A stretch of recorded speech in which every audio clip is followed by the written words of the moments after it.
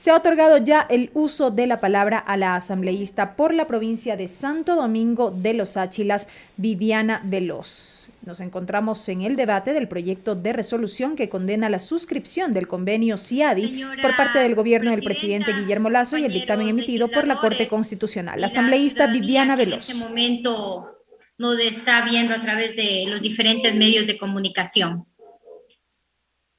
Antes de comenzar, quiero hacer un llamado a la coherencia ideológica de las bancadas. En las últimas semanas hemos visto votaciones basadas aparentemente en resentimientos y en egos personales por brillar. ¿Se me escucha, señora presidenta? En este momento, la Sí, se asambleísta le escucha, Veloz, quien señora se conecta asambleísta. vía Gracias, pensé que no se me telemática, estaba perdón, escuchando. solicita que se confirme El si día se le de hoy escucha con además claridad. estamos tratando un tema de vital importancia para el Ecuador.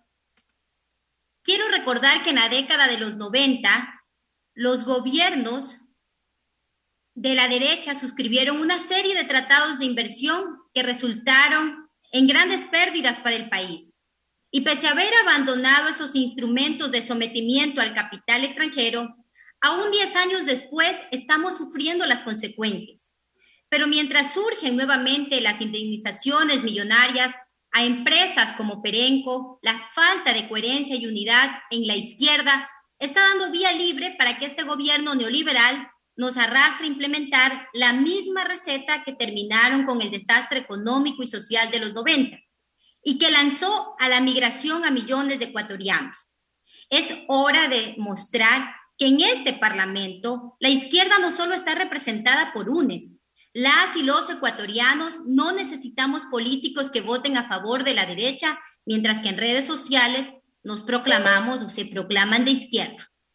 La principal característica del ordenamiento jurídico de cualquier Estado de Derecho y con mayor de un Estado constitucional de derechos es que en la cúspide normativa se encuentra la Constitución.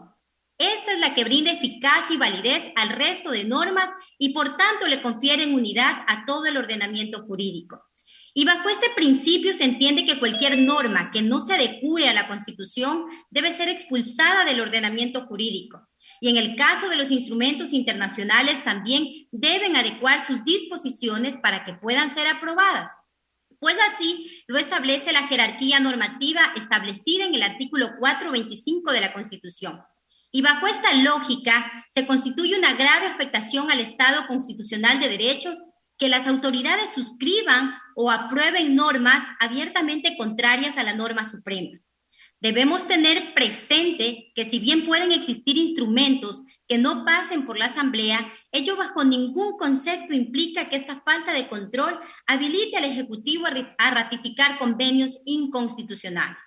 Pero más aberrante resulta que el máximo intérprete de la Constitución pretenda justificar que entre en vigencia una norma que resulta abiertamente contraria al artículo 419 de la norma suprema. De manera incomprensible, la Corte Constitucional ha permitido que conviva en nuestro ordenamiento jurídico un instrumento internacional que con esta sentencia se entiende incorporada a la legislación vigente y que rompe con el principio de eficacia y validez. Lo que estamos viviendo es el más claro irrespeto por el derecho propiciado por el máximo representante del Estado, el presidente de la República. Este es el más claro ejemplo del actuar del derecho. Pisotean el Estado de Derecho para promocionar sus propios intereses. Se pasan hablando de la seguridad jurídica, pero lo único que les importa es garantizar sus intereses económicos, incluso si ello implica perjudicar al Estado. Para Guillermo Lazo, la seguridad jurídica consiste en debilitar al Estado para que sea presa de los apetitos de lucro de los grupos económicos y las transnacionales.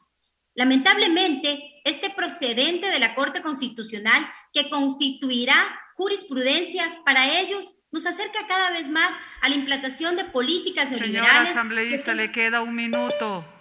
que son abiertamente contrarias a la Constitución. Tenemos una corte al servicio de los grandes capitales y por ello urge sacar una resolución contundente y para los timoratos todo acto del poder público está sujeto al escrutinio público y a la crítica, lo que incluye a la Corte Constitucional. Si no ejercemos nuestra libertad de opinión en este tema, mañana con qué otra arbitrariedad nos saldrá esta Corte. pero no nos callarán y sabremos defender los intereses del país que estará sobre los intereses de las transnacionales. Guillermo Lasso debe responder por adherirnos a este convenio contrario a la Constitución, siendo el más alto personero del Estado, está obligado a cumplir la Constitución según el artículo 147, numeral 1. No solo lo que hizo constituye una leguleyada, sino una de las prácticas que más daño le hace al país, una viveza criolla para congraciarse con el FMI.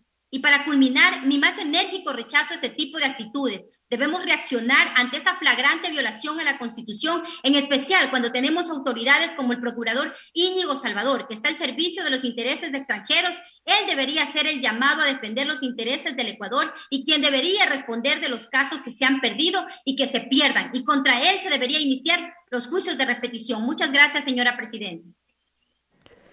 Escucha.